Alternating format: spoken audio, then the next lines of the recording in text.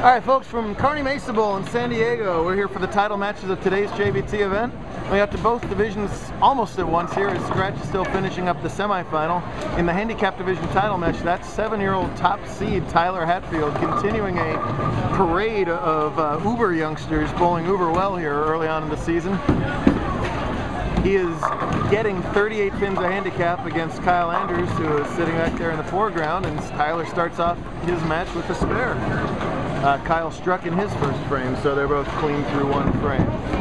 Over in the Scratch division, as there goes the tripod for the first of many times, Cameron Smith is going to finish up in third, as this young man, Wesley Lowe, has won his third consecutive match in the Scratch division step ladder, so it'll be Wesley taking on top seed Curtis Lindeman for today's title.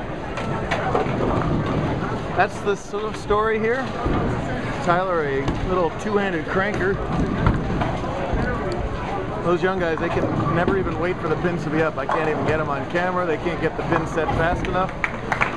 He just wants to get up there and knock them down, and he does for the second consecutive frame. Spare for him.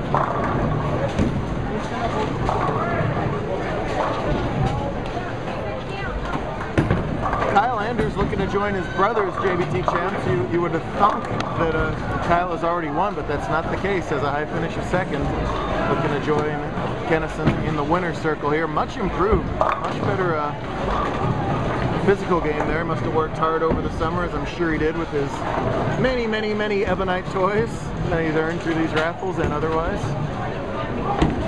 Sporting our brand new season 16 JBT shirt, aren't they sharp? As is his brother right here to my right. Twin brother, might I add. Oh, but he slides by that tap-in right there. Hey, assistant A-Cup, would you ask them to turn 19 and 20 on for another game or so? Thank you. So an early oopsie there from Kyle. Kyle beat Vincent Nolan in the semifinals to get the right to play Tyler. 214 to 199. Nolan beats Kylie Shishima, in round 2. Kylie, a newcomer to our tour, and Kylie beat Randy Spieler in round 1 to open up the final. So it's been a 1 win, 1 loss for every bowler. That's bad news for Kyle so far. We'll see if he can break that trend. Tyler also without a JBT title, so we're going to have yet another first-time winner. We had 4 first-time winners last weekend, all 4 of them, and 2 of the 4 2 weeks ago up in Washington to open up the year. So quick little math, that's 6 out of 8. That'll make 7 out of 9. And both champions over there. So 7 out of 10 winners to open up the season so far will be first-time winners, regardless of the outcome of these 2 matches. That's pretty amazing. Oh, man. We talked about this before, where the lighter bowling balls sometimes don't act the same way as normal bowling balls. That ball was barely high, but it just cuts right through and keeps on cutting through, and he kind of leaves a pocket 4-7-10, oddly enough. He's just going to take out a different plastic ball and then just crank the heck out of it and hope for good things. And he's going to get the count at least. All right. Not bad at all for him. First open in 3 frames. Again, he's getting 38 pins against Andrews, so he just wants to fill frames whenever possible and put all the pressure on Kyle to beat him with extra marks. Anytime he marks, Kyle would have to theoretically double to catch up. Real good form too. Wow, nice shot. Solid 10 for him. Lindeman and Lowe just getting started over there on the right. I think they're still finishing up their practice. Uh-oh. Always important in a title match to keep your shoe tied. There's Billy. He's going to help him out here. Ah, yes. One of those great JBT moments. We have a shoe emergency. Billy the Caney to the rescue. Very nice. That might have been Billy's best shot of the day. Cameron Smith, by the way, with his commentary there, a little frustrated with his stepladder woes continuing your early season. Cross lane at the 10 pin. Oh, into the gutter. That's all right. At least he's not going to trip over himself. So second open for Thompson. Andrews has 1 open so far, so 20 some odd pin lead for Kyle when you factor in that handicap. Kyle qualified at plus 120 today. Good enough for second.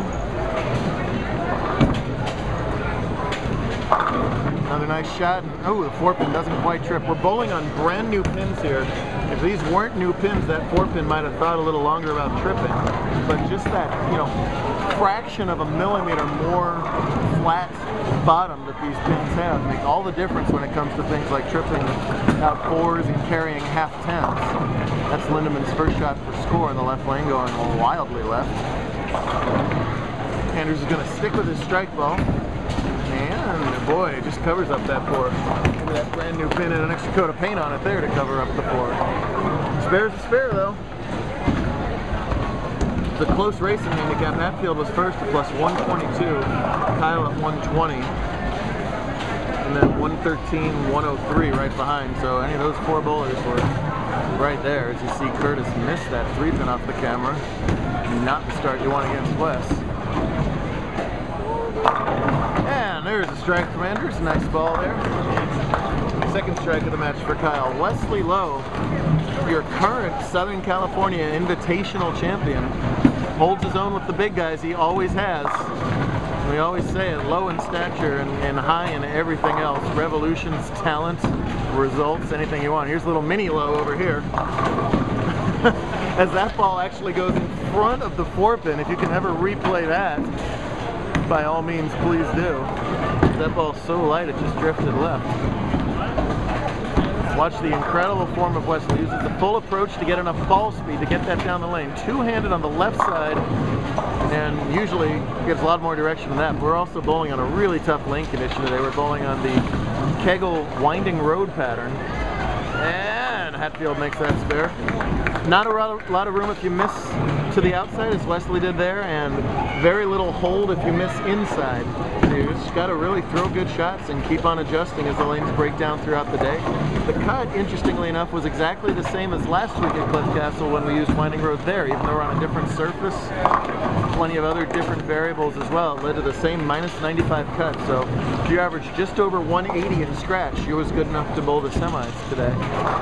Lindeman qualified first at only plus 61, so with your bonus bid,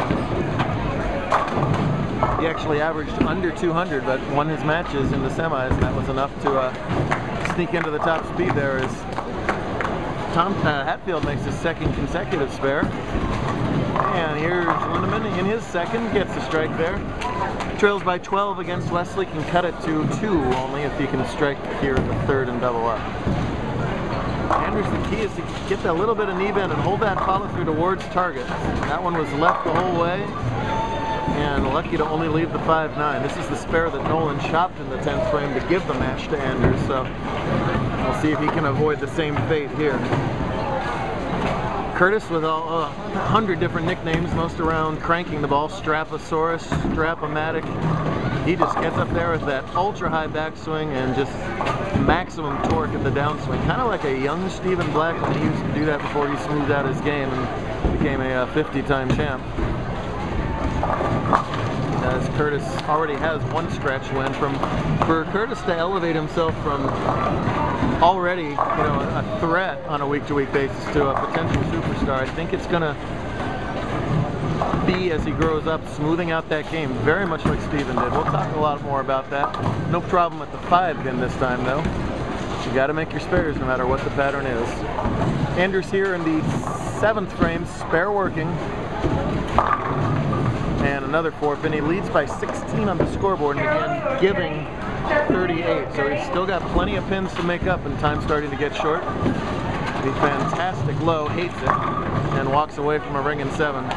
Wesley sometimes looks like he's absolutely dejected at the quality of his shot, and he usually strikes or spares it. Usually nothing too bad happens to him. He's very much a perfectionist.